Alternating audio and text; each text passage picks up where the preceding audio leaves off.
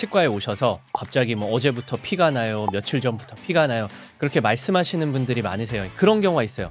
피곤할 때 피가 난다, 스트레스를 받을 때 피가 난다. 그런 경우는 안녕하세요. 소중한 32개의 치아를 100세까지 100세 치아 지킴이 이창민입니다.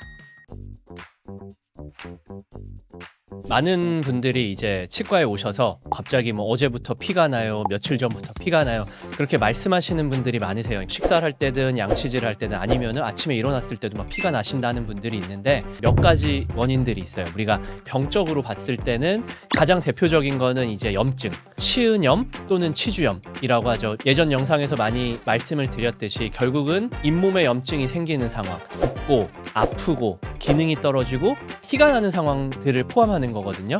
그렇기 때문에 치은 염증, 치주 염증 등이 있을 때 피가 나는 경우가 있고요. 그리고 이제 그 다음으로 칫솔질에 의해서 피가 나시는 경우들이 있어요. 물론 치은염, 치주염이 있을 때도 칫솔질에 의해서 피가 나겠지만 잇몸이 건강한데도 너무 칫솔질을 세게 하시는 경우, 또는 칫솔모를 너무 강한 거를 쓰시는 경우도 있어요. 양치질을 잘하겠다고 하시다 보니까 오히려 이게 자극이 돼서 피가 나시는 경우도 있고, 치간 칫솔이나 치실을 더 잘하려고 하시다 보니까 잇몸이 건강한데 그 공간으로 치간 칫솔을 막 느려다 하시다 보니까 그 자체가 상처가 돼서 피가 나시는 경우도 있고요. 특히 남성분들 목욕탕 가시면 많이 볼 건데 그 소금 있잖아요. 어디서 이제 민간요법이라고 해서 소금으로 양치하면 좋다고 해서 너무 이제 큰 덩어리로 열심히 하시다 보니까 오히려 그 덩어리가 잇몸에 상처를 내는 경우들도 있고요. 물론 잇몸이 건강하다라는 가정하에 소금으로 양치를 잘못한다거나 뭐 강한 칫솔질, 치간 칫솔 치실에 의해서 피가 나는 경우는 그 부분을 이제 건드리지 않으면 하루 이틀이면 보통은 낫기는 하세요.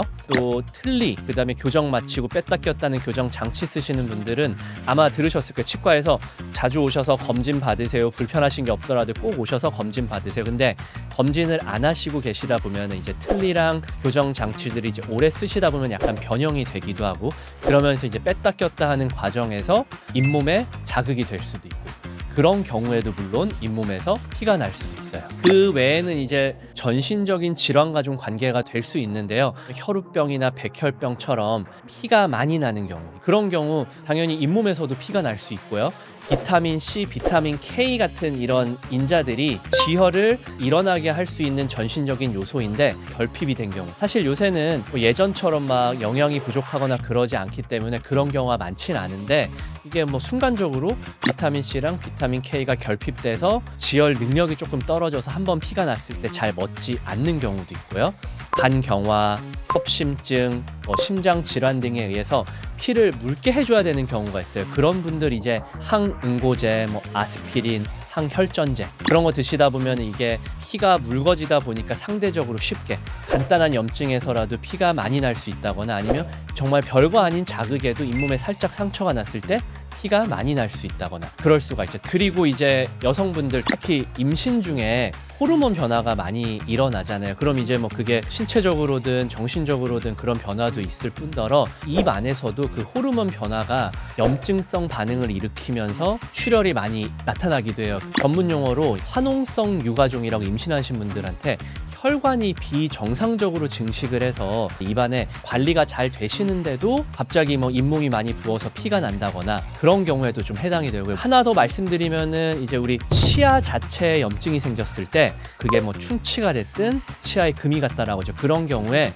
신경치료를 해야 될 정도의 염증이 생겼는데 치료가 안 되면은 점점점 그 치근단 농양이라고 하잖아요. 그 농양이 커지면서 어느 순간 압력이 생기고 안쪽에서 고름이 차 있는 게 잇몸을 통해서 나오면서 출혈이 생기기도 합니다.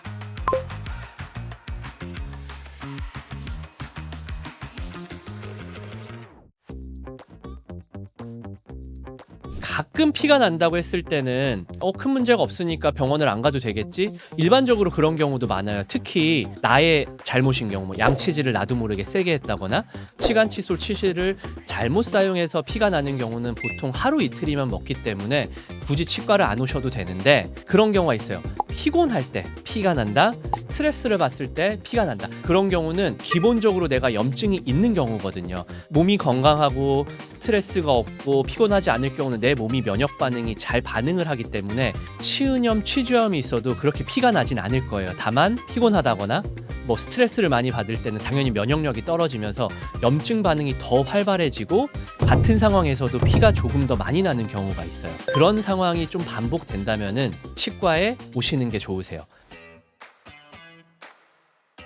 제가 극단적으로 좀 설명을 드리는 게 좋을 것 같아요. 그러니까 어떤 분들께서 피가 나니까 겁이 나서 양치질을 아예 안 하시는 분들이 있을 수 있고요.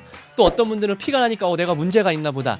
양치질을 더 열심히 하자면서 너무 또 강하게 자주 하시는 경우가 있겠죠. 이 경우들은 조금 피해 주시는 게 좋을 것 같아요. 또 이제 궁금하잖아요. 이제 피가 오늘은 이제 났는데 내일은 날까? 혀로 막 건드려 보세요.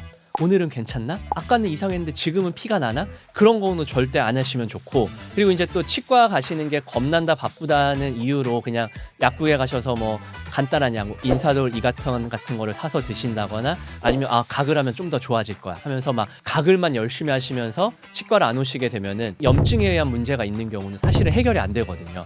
그렇기 때문에 극단적으로 뭐를 안 하고 너무 뭔가를 심하게 하지 마시고 꼭 어느 정도 이제 관리를 잘 해주시는 상태에서 조금 지속되는 것 같다, 아니면 출혈이 너무 자주 일어난다, 그 경우는 꼭 망설이지 마시고 치과에 오셔서 검진 받으시고 치료 받으시면 좋을 것 같아요. 이제 오늘은 잇몸에서 피가 나는 경우에 대해서 설명드렸어요. 피가 나는 원인이라든가 아니면 하지 마셔야 될 것들, 그런 것들에 대해서 설명을 좀 드렸는데요. 혹시 뭐 오늘 내용 중에서 궁금하시거나 질문하시고 싶은 게 있으시면 댓글 남겨주세요. 저희가 확인해서 댓글에 친절하게 답변 드리겠습니다.